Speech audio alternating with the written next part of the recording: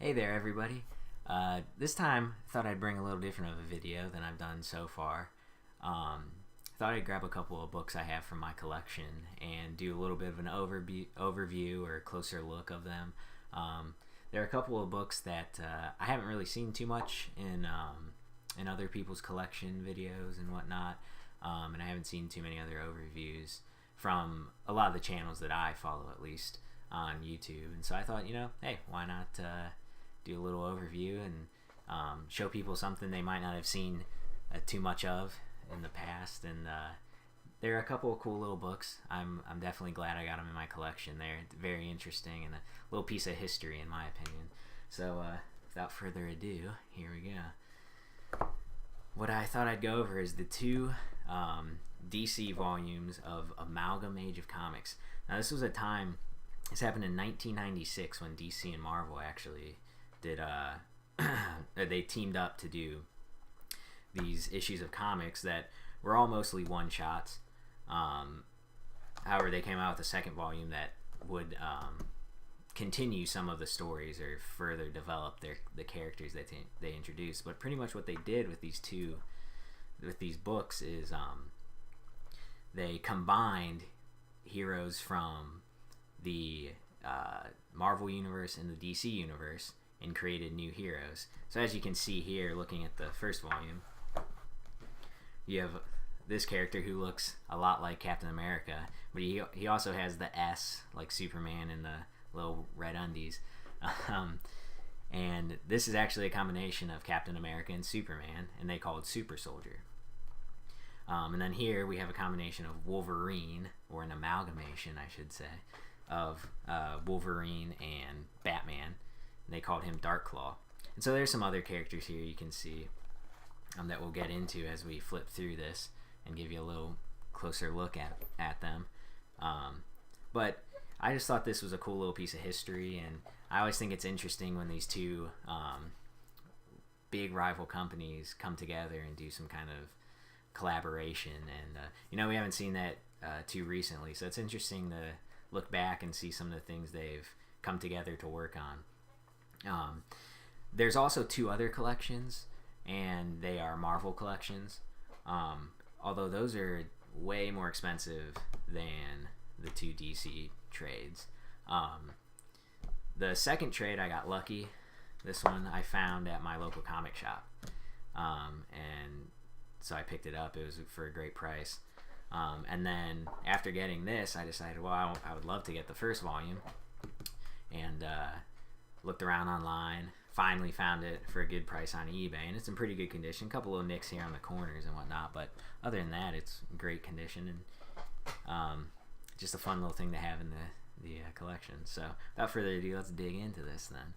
So this collects issues 1 of Amazon, Assassins, Doctor Strange Fate, JLX, Legends of the Dark Claw, and Super Soldier. So like I said before, these came out in 1996, and they would release these single issues of these amalgamations of characters. And so here I'll go over a few of the artists and writers. So we got like John Byrne, Ron Mars, Mark Waid. I mean, you can pause and read these if you want, but I'm not going to read all of them. And some of the pencilers, we got Scott McDaniel, Howard Porter, Dave Gibbons, and so on, with inkers, colorists, and letters and whatnot. But so those are just some of the people that worked on some of these issues throughout the time. So first up here we got Amazon, which, now this might be obvious, is a combination of Wonder Woman and Storm. So they give you a few little cover issues of previous stories, which I think is interesting. They're kind of building this up like this has been a publication. The Amalgam Comics has been a publication for a long time, and they've been releasing these issues, and they have this rich history and all that. So it's kind of cool that they kind of build into all that. And you'll see more stuff like that later on throughout the book. But So this is kind of just like a backstory of the Amazon character, who I think they still call Wonder Woman, if I recall. But she gets captured by a god, and he tells her the story and of the past and of who she really is and whatnot. And so it's just kind of, it's an interesting little take on this Wonder Woman / Storm character. But yeah, I won't show you everything to spoil. Don't wanna go give too much away. But yeah, it's a fun little read.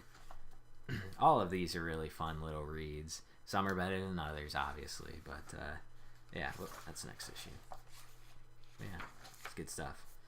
So and then they do things like this down here where they say next issue reunion, and I just think that's funny. That it's like they really make it seem like this is an actual a real comic book that's going to continue and has had previous issues, and they even have letters from fans, which are funny to read, and yeah, it's just really cool the detail and effort they put into these things, because it was totally something they could have did for a cash grab and just, you know, not done a good job with the art and the writing, and in some cases it's a little weak, but definitely seeing stuff like this, it's really cool and really fun.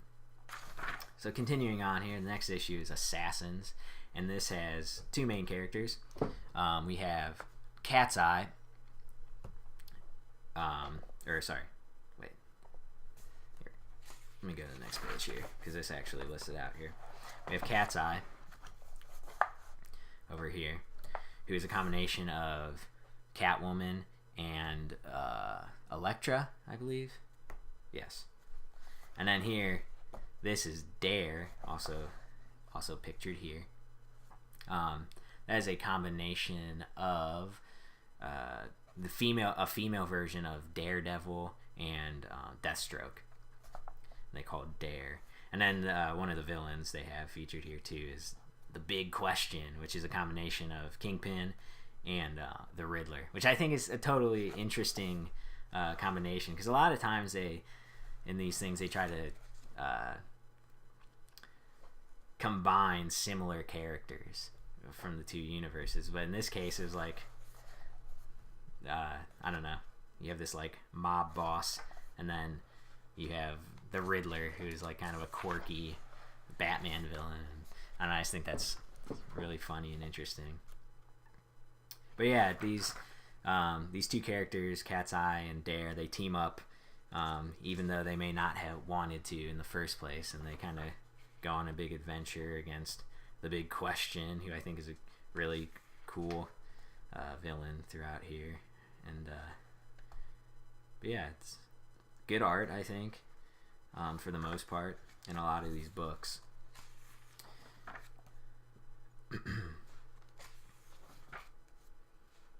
I think one thing I really enjoy about them is when they reference other characters from other issues of the Amalgam universe. I don't know, I just think that's fun and interesting. But so here we go, we got more of these like fan letters that they have in the end, which I think are great.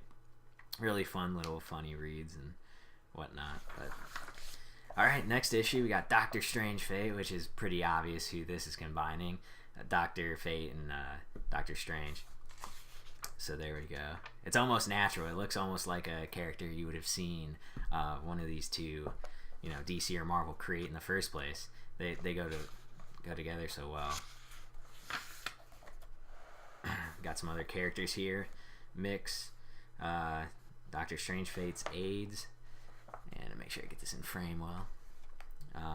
More Strange Tales number 110. I see this stuff I think is great. It's like they had this comic book called More Strange Tales, and in issues number 110, you know, you had Doctor Strange Fate, and then here's a cover of another Doctor Strange Fate.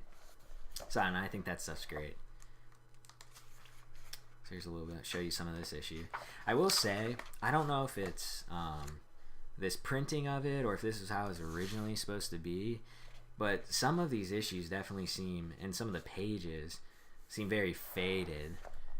Like this one, I don't know how well you can tell on camera, but this one over here definitely seems a little washed out, a little faded compared to this one even. The color just seems to pop a little more over here, whereas this almost seems like it has a film, like a gray film over it.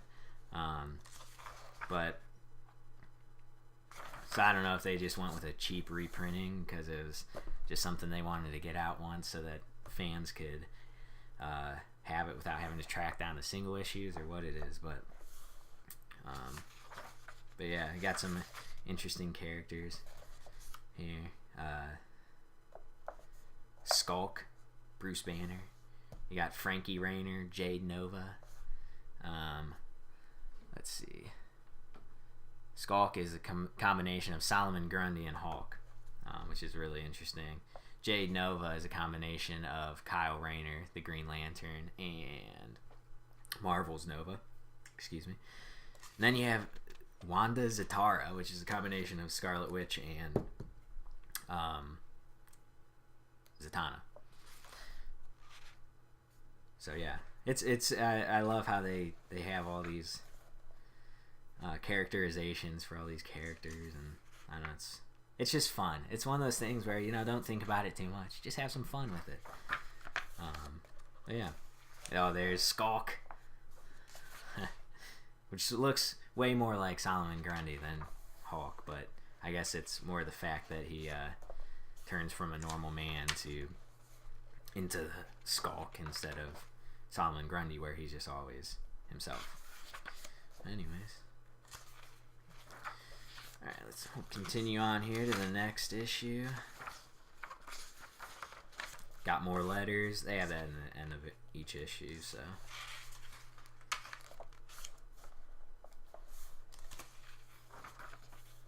So the next issue we have is JLX, which is a combination of Justice League and X-Men. So there's a lot of characters here. I don't know that I'll go through all of them, just because it can be kind of tedious. I do have a list of all the characters to remind myself all of them as well. So if you see me looking off screen, that's usually why. Just to remind myself the amalgamized version of these characters. But yeah, there's JLX in their own book at last. There's some of these other covers that have come out previously. We got Mr. X, Mariner, Mercury, and Night Creeper. So here we go. Oh, there we see an early a super soldier. That's kind of cool. Yeah, I'll just flip through some of these here. You got Dark Claw. There's another one. Yeah, I don't know. I believe this is a combination of Kid Flash and Quicksilver. Let's see here. What is his name?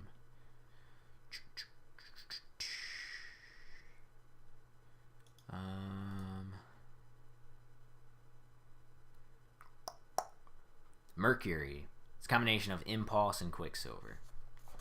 So Bart Allen. And obviously this is Mariner. He's a combination of Aquaman and Submariner.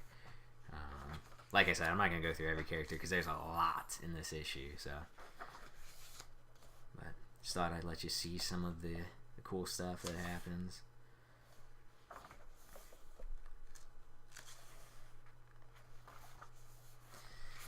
So yeah, that was JLX. Next, Apocalypse. Was it Apocalypso? Wow, that should be an interesting one. All right, next up, we got one of my favorites of the group, Legends of the Dark Claw, #1. So obviously a combination of, or an amalgamation of Wolverine and Batman.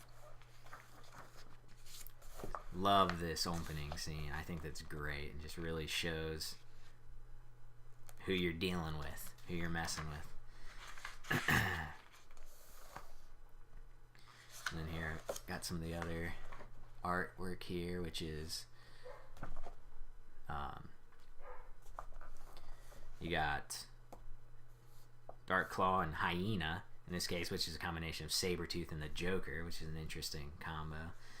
Then you got Sparrow and Sleuth Comics, which is a fun. Love this too.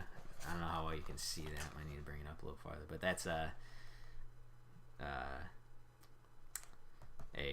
redone version of the first Batman story with Dark Claw instead of Batman, which I think is great. And then Sparrow, which is a combination of Jubilee and Robin. Obviously Robin. So yeah, got some great art in this one. I love this book. This was one of the best ones for sure. With Hyena and Dark Claw. Another great classic looking Batman scene. I mean, this is one of the best title sequences too, with Through a Glass Darkly, and I mean, I think this is great. It's good stuff. Definitely think they put a little more effort into this issue than some of the others, but yeah, this is one of the better ones for sure.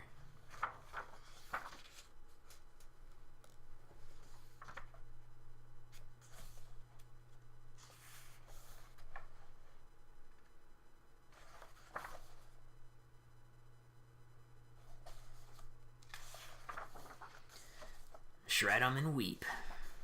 Alright, next issue, This Claw, This Crossbone. Alright, and then last, I believe this is the last one. Yeah. Super Soldier #1, which, again, I've said before, a combination of Superman and Captain America.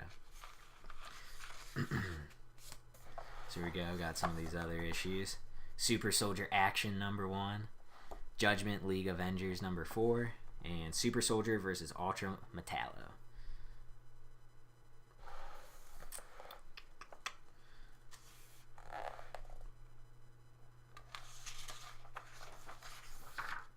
So you got the nice scene of Super Soldier lifting up some stuff. Fighting the Nazis like you do, you know.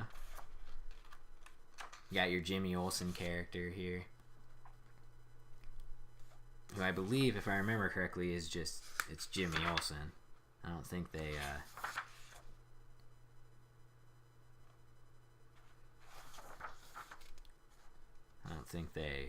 gave him a different name. But yeah, he's actually the one who's telling all this part. Yeah, I got some great stuff in this issue, though. You got the Green Skull, who's a combination of Lex Luthor and Red Skull, which I think is great. I love that, too. I mean, it works so well. It's super interesting, green with the kryptonite and whatnot. And, yeah, I just think it works so well. Working at the Daily Planet. I don't know, you probably can't see that really well, but it does say Daily Planet up here.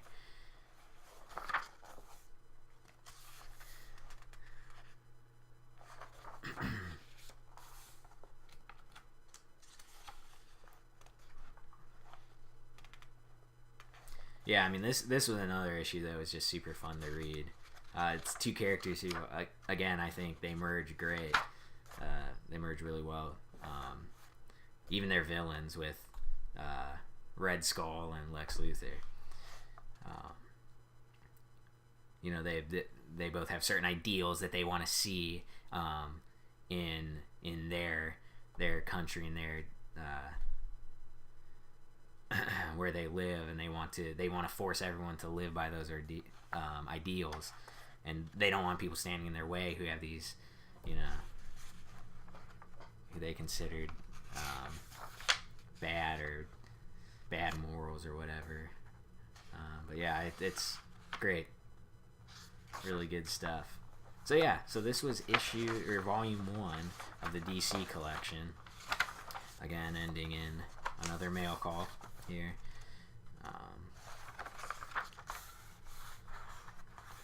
Have a little more information here. I think these were all of the amalgamation. These are all the Marvel versions of the character. Well, looks like they list the DC versions, but okay. So I'll tell you the Marvel versions too. We got In Marvel's Volume 1, you have Speed Demon #1. You have Bruce Wayne, Agent of S.H.I.E.L.D., X-Patrol, Spider-Boy, Bullets and Bracelets, and Magneto and the Magnetic Men. That's probably a good one. Yeah, so those are the ones that comprise the Marvel collection of Amalgam Age of Comics. And so then, in 1997, they released more. And this time it's collected in the Return to the Amalgam Age of Comics. Again, this is the DC collection.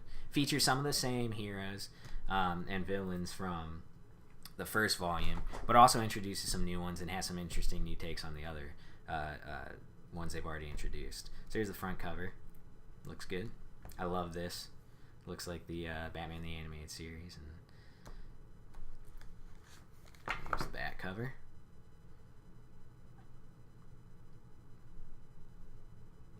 Alright, let's dig in.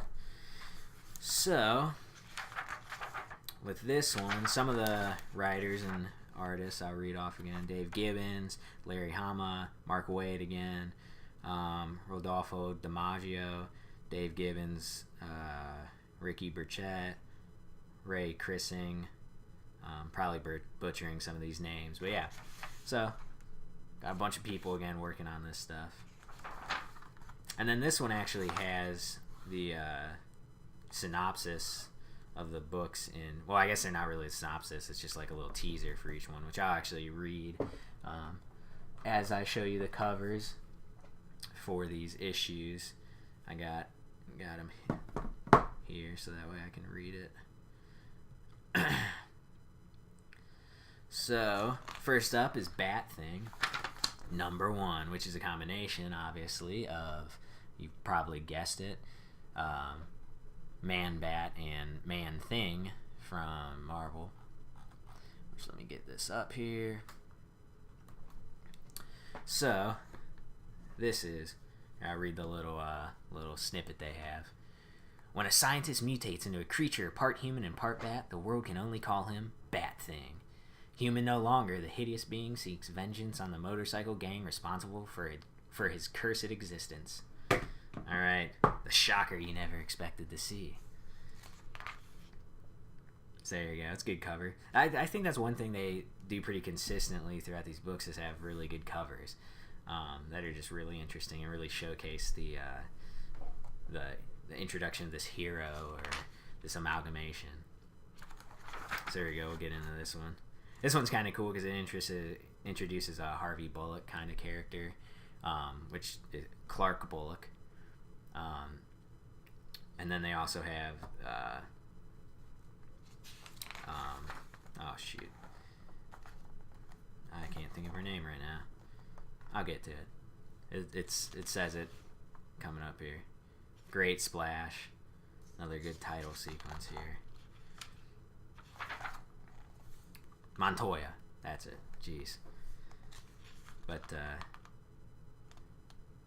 yeah, it takes place in New Gotham. See if we can get a good image of the Man-Bat. Or the Bat Thing. Man-Bat's his actual name. There you go. That's pretty nice look of his face. So it's pretty gruesome looking creature. There he is again. So yeah, there's some good stuff in here too. I think it's cool because the art for this one really plays well with the character. Being in Gotham, it's like a darker, more shadowy image and whatnot that you see. So yeah, that's good. Again, they continued in the second run. They continued with the fun little fan letters and whatnot, comments. All right, next up, Dark Claw Adventures. One of my favorites for sure. I grew up watching the Batman the Animated Series, and then obviously the Batman Adventures comics that took inspiration from those cartoons, and then to have Dark Claw, it's great. It looks, just like the Bruce Timm stuff and whatnot from, and yeah, great cover, love it. I think it's super good. Dark Claw Adventures. Let's dig on in. So there we go. We got our protagonist, Dark Claw himself. In this issue, there's a lot more villains. They really introduce a lot more characters. You got Sparrow back. They kind of have a spread later on of him having to like fight multiple characters. They have a Talia character, which is her right here. Lady Talia, who's a combination of Talia al Ghul and Lady Deathstrike from Marvel. Some of these Marvel characters I'm not as familiar with just because I read more DC, which is one reason why I picked up the 2 DC collections. But yeah, it's great stuff. I mean, they really nail what their inspiration was, which is the Batman Adventures comics, and I think they do a great job just really getting that feel. And yeah, they make really fun issues, fun stuff. And next up here, I forgot to read you the little snippet they had at the beginning, so let me do that real quick for the Dark Claw Adventures. Based on the hit TV show Dark Claw, the animated series, a deadly assassin called Lady Talia is loose in New Gotham. She's after the man who killed her father, Ra's Apocalypse, namely Logan. So, kind of butchered that, but yep, there's that little snippet there. So now we have, next up, Generation Hex, which is a combination of, I believe, Generation X and Jonah Hex. This is another issue that's got a ton of characters, and again, I'm not as familiar with their characters from DC and Marvel. I haven't read too much Jonah Hex stuff, but so I'll read you the snippet here while we're looking at the nice cover page. Ride back into the Wild West days of the Amalgam universe and see how disfigured renegade Jonah Hex assembled the world's first band of meta-mutant gunslingers, Skin Hunter, Madam Banshee, and the mysterious Retribution, all out for vengeance against a town called Humanity. The most wanted mutants. Another great cover. But yeah, so we'll just go through. There's Jonah Hex, which he is a combination of Jonah Hex, obviously, and Chamber from Marvel. So there you go. Humanity's Last Stand. Let's go through this little quick little look here. But yeah.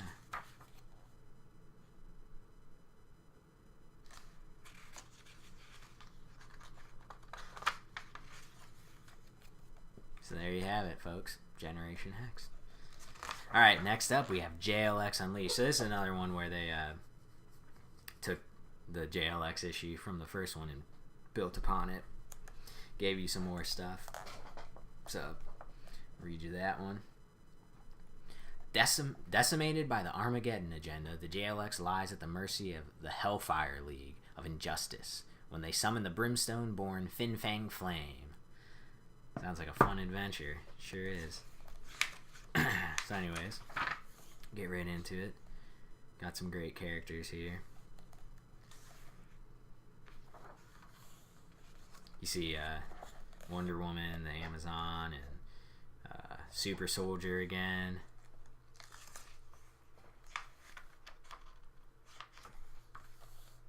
Which I don't know if they intended this, but she does look a little older. Well, I guess she doesn't look as old in here.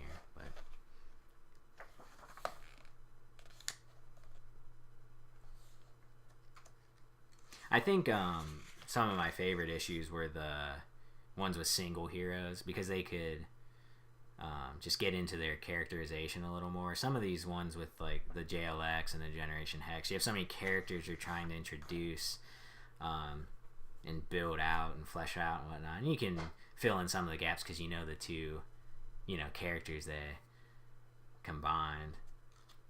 But I just find it more interesting. Some of the single character issues like Dark Claw, Super Soldier, ones like that. But yeah. So here we have Night Creeper, and he is an amalgamation of I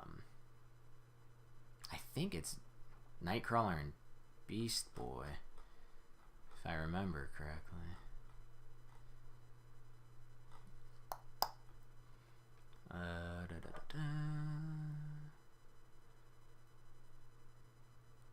Or they just don't want to tell me. Let me see here.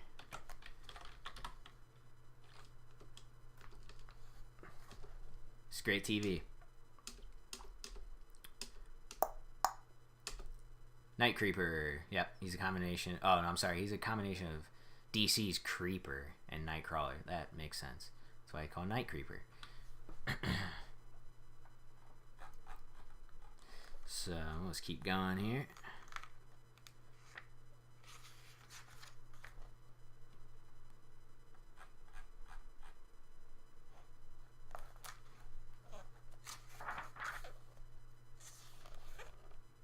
A lot of big, nice fight scenes in this issue, I gotta say. And I love the whole Professor X and John Jones, Martian Manhunter amalgamation. They call him Mr. X.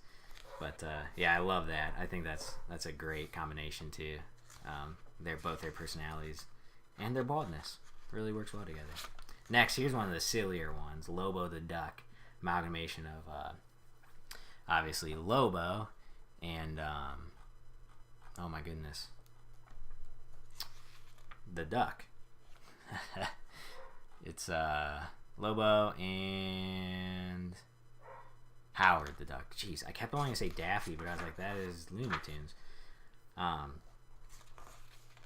anyways, yeah, this is definitely one of the sillier ones here. With Lobo and him just blowing stuff up and getting into fights and getting nuts. You got a funny amalgamation of here of Ambush Bug and Lunatic, which I think is great. Silly thing. This one definitely takes on a more cartoony feel, just with the characters and the drawings and the crazy shenanigans that Lobo gets into. Lots of fights. I mean, look at this, his like bike, little vehicle. It's hilarious. Giant duck bill. I think that's great.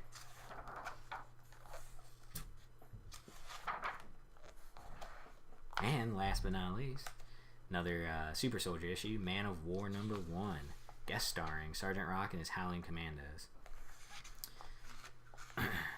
So this is again another Super Soldier issue. I'll read you the.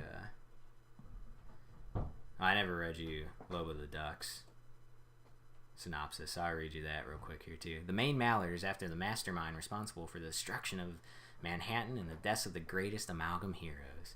And not even his faithful friend or girlfriend, Beverline, can ease the Mighty Duck's troubled mind, especially when the lunatic bug announces into the act.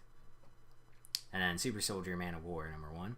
We have Return to the Golden Age of Amalgam. As the world's greatest human fighting machine joins forces with Sergeant Rock and his Howling Commandos. But can even their combined might overcome the maniacal Major Zemo's deadly war wheel? Guest starring All-Star Winners Society. So, I love how they have this golden age of Amalgam comics. I think that's great. It's really funny stuff. And I think it's great too, is even the art kind of reflects the age of it, what it's trying to mimic here in this issue.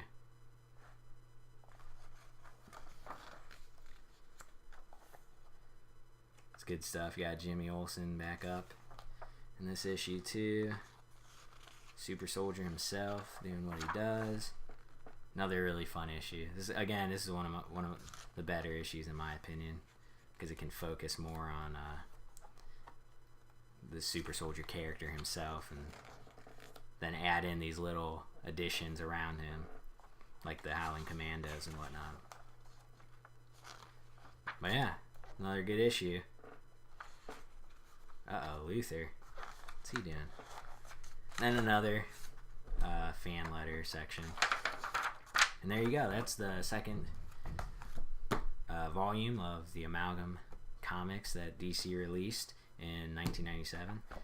This was in 1996. So yeah, these are fun reads, like just really interesting, cool little things. Just have a fun blast reading them. And yeah, you should check them out if you can. They can kind of be hard to get. I haven't really looked at how hard some of the single issues are to get, but definitely this one's a little more expensive than this issue or this volume. But yeah, if you ever see them or are able to get your hands on them, I definitely recommend picking them up because they're just fun and enjoyable to read through and see how they combine these characters. But yeah, so let me know what you think. Who are your favorite amalgamations from the DC and Marvel universe? And give me a like, give me a sub if you like what you see. And yeah, we'll catch you later.